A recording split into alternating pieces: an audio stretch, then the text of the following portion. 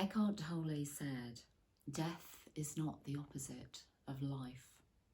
Life has no opposite. The opposite of death is birth. And this week in particular, I've been reflecting on death, grief, and loss. And I had a particularly bad day one day this week when the overriding emotion that I was feeling was grief. It became almost overwhelming at one point. And we often tend to think about grief only in terms of death, of losing a person dying, somebody that we're close to. But of course, grief is involved in all experiences of loss, and in this life there are many of those. We experience loss when we grow up and leave home, even though we might be looking forward to leaving home. We experience loss when our children grow up and leave home. Even though it may be time for them to go and we know that that is the natural order of things, it doesn't change the feeling that we have if we allow ourselves to fully experience that emotion and to acknowledge it. And I suppose that's my point really of this short film today, that I am aware that in Britain and particularly in England, we have a very reserved attitude to the expression of strong emotion, and particularly around death and grief. And it's almost as though we have to put a lid on that, to shove that down inside somewhere and not express it. I'm acutely aware that often at funerals there's an absence of wailing in England, and clearly that's something which is very much a part of the grief process in other cultures. So that started me thinking about grief and the grief that I was experiencing one day this week, and the losses that we've all experienced this year. The civil liberties that have been curtailed for us this year, the things we've not been able to do, the normal connections that we've not been able to have with people, with things and with events. The things that we love, a lot of them have been shut down, closed down, suspended for we don't know how long.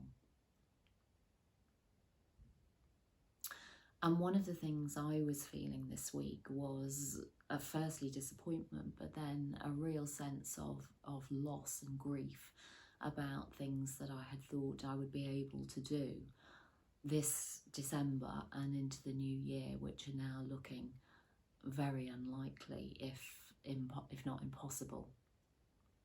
And the feeling that came up after the disappointment, closely followed by the disappointment, was grief. And so my point today really is about not only acknowledging grief and loss, but also about acknowledging our feelings altogether. Because when we do acknowledge them, when we actually see them for what they are and we express them, and we maybe cry or we have a wail or we shout, we feel that anger and then we let it go, the healing can begin. It's when we don't acknowledge what we feel. And as a professional therapist, I'm very aware of how out of touch and disconnected a lot of people are and have become of their feelings, of their emotions.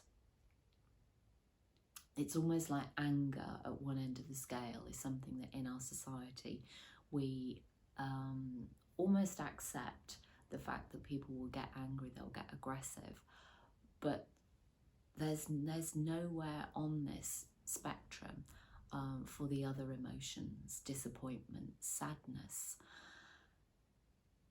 to be felt, to be heard. And I think particularly at the moment there is a tendency for people who are in a better situation or perceive themselves to be in a better situation, to almost compare themselves with those who are in a more unfortunate position, perhaps have lost their job, lost their work, a family member has died, any of those situations, and to think, well, I should be feeling okay because I'm not in that situation. And that again is not acknowledging, not honouring that feeling, that emotion that you have.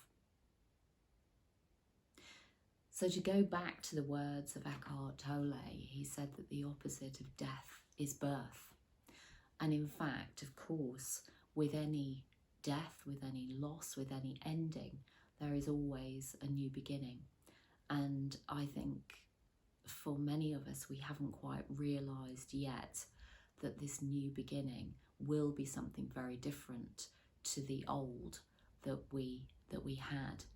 And many of us, including myself, have still been clinging onto the old, to what we had, and almost hoping at some level that that will return, that things will be as they were. And of course, things will never be as they were, because we've ended what we had. And what we are needing to embrace fully is this moving into the new, moving into a new chapter, moving into this new opportunity of life. And one thing I absolutely know for sure is that while there is life, there is always hope, and a hope for something and an opportunity for something new to come out of that new day, that new chapter, that new experience. So I just wanted to share some of those thoughts with you today that I've been having this week, and the emotions, the roller coaster emotions that I've been going through this week, and leave you with those thoughts today. As always, here on this channel, it's my absolute pleasure to be with you, and I really appreciate any comments, any subscriptions to the channel that you may have, or any thoughts that you may have in response to this short film. You can find me on Self-Development Leicester, where I post most days of the week, and you can also, maybe if you would like to, have a look at my website, which is vickymarston.co.uk, and you can get in touch with me by email there, again, if you would like to do that. So thank you. And on this new day, I wish you very good health. Thank you.